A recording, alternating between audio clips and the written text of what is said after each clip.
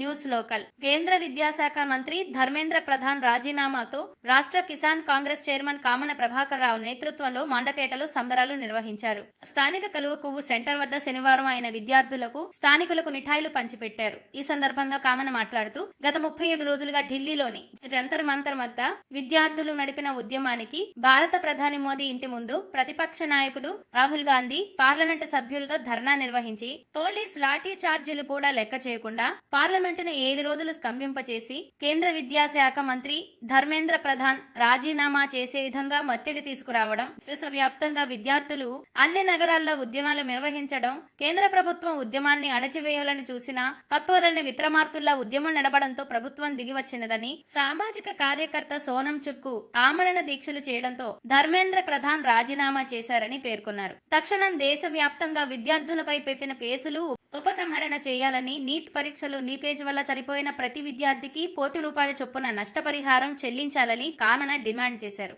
ఈ కార్యక్రమంలో పార్టీ నేతలు చిమ్మకోటి శేష సుబ్రహ్మణ్యం, పాడిశెట్టి సత్యనారాయణ, పొడవళ్లు వెంకట సుబ్బారావు, పలమండ సూరిబాబు, జొన్నడ ప్రసాద్, కుచ్చుబాబి, వెల్లదదాసు చిన్న, కాకి Suribabu, K Peddakaku, Andukuri Chinna, T Veerababu, K Kedar, Y Visweswara Rao అధిక సంఖ్యలో విద్యార్థులు పాల్గొన్నారు.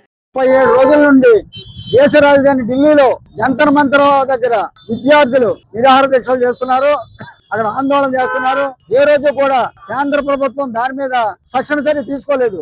నిట్లో 152 సార్లు ఈ 12 సంవత్సరాల నుంచి బీజేపీ గవర్నమెంట్ వచ్చిన కాడి నుంచి 152 సార్లు నిట్ పరీక్షల్లో పేపర్లు లీక్లు అయినాయి. దాని మీద దర్యాప్తు చేయండి, దాని మీద శిక్షించండి, ఆ యొక్క విద్యాశాఖ మంత్రిని రాజీనామా చేయండి అని చెప్పి విద్యార్థులు ఢిల్లీ నడిబడి రోడ్డున అక్కడ పార్లమెంట్ దగ్గరగా 37 రోజుల నుంచి నిరాహార దీక్షలు చేస్తున్నా, వాళ్ళు ఆందోళన చేస్తున్నా ఏ రోజు కూడా లెక్క చేయలేదు. లెక్క చేయకపోతే మొన్న 20వ తారీఖున పార్లమెంట్ సమావేశాలు జరిగేటప్పుడు మొత్తం భారతదేశంలో ఉన్న విద్యార్థులకు అంతా కూడా స్వచ్ఛందంగా ఏ రాజకీయ పార్టీ కూడా ఎవరో కూడా వాళ్ళ ప్రోద్బలం లేకుండా వాళ్ళకి జరుగుతున్న అన్యాయాన్ని వెలుగెత్తి చాటడం కోసం, అన్యాయం మీద పోరాటం కోసం పోరాట పటిమతో వాళ్ళందరూ కూడా ఢిల్లీకి చేరి ఢిల్లీలో పార్లమెంట్ ముందుకు వెళుతుంటే పార్లమెంట్ దగ్గర వాళ్ళని రాకుండా బుల్లెట్లతో వాళ్ళని లాఠీ చార్జీలు చేశారు, బాష్పవాయు ప్రయోగించారు. ఎక్కడా కూడా మొక్కవన్ దీక్షలో విద్యార్థులందరూ కూడా నిలబడి మీరు మమ్మల్ని చంపుకోండి కానీ మేము కదలం, మా ఆశయం మాకు నెరవేరే వరకు మేము ఇక్కడ కదలం అని చెప్పేసి వాళ్ళు ఎంతో హుందాగా ప్రవర్తించిన కేంద్ర ప్రభుత్వం దిగి రాకుండా వాళ్ళు ఎంతసేపు విద్యామంత్రిని వెనకేసుకొచ్చారు. కానీ ఈవేళ విద్యార్థుల యొక్క ఐక్యత వల్ల, విద్యార్థుల యువత వల్ల ఐక్యత వల్ల మొత్తం కేంద్ర ప్రభుత్వంలో ఉన్నటువంటి విద్యాశాఖ మంత్రి ధర్మేంద్ర ప్రధాన్ తక్షణం రాజీనామా చేయవలసిన పరిస్థితి వచ్చింది. ఆయన రాజీనామా చేయడంతోనే విద్యార్థి లోకం ఒక విజయం సాధించింది. అందరికి కూడా కళ్ళు తెలిసే పార్లమెంట్ జరిగినప్పుడు అఖిల భారత కాంగ్రెస్ పార్టీ మాజీ అధ్యక్షుడు, పార్లమెంట్ నాయకుడు అయినటువంటి రాహుల్ గాంధీ గారు కూడా మొత్తం ఎంపీలందరినీ తీసుకెళ్లి ప్రధాని మోడీ ఇంటి ముందు కూర్చుని ధర్నా చేయడంతోనే రాహుల్ గాంధీ పోలీసు వాళ్ళు లాఠీ చార్జ్ చేశారు. చేస్తే అతనికి ముక్కు నుంచి రక్తం కూడా కారినప్పటికి ఎక్కడా లెక్క చేయకుండా ఈ 4 వారం రోజుల నుంచి ఇదే పని మీద ధర్మేంద్ర ప్రధాన్ రాజీనామా చేయవలసిందే,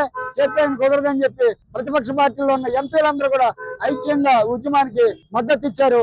అందుకోసం ఈ విద్యార్థుల యొక్క ఐక్యత వల్ల ఈవేళ ఇది ప్రజాస్వామ్య విజయం జరిగింది.